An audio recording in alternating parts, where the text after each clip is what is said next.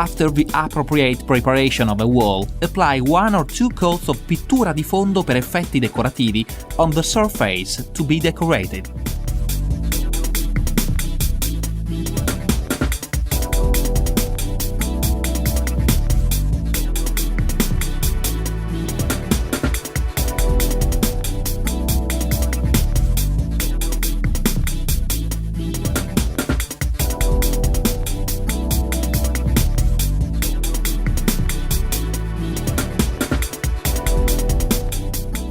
When the base coat is completely dry, proceed to the preparation of Elise by mixing the product before the application.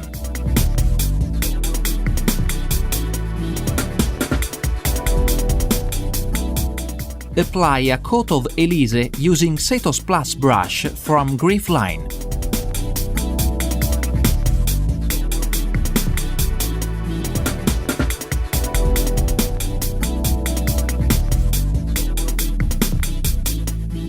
Carefully apply the specified quantity of product to improve the adhesion of crystals.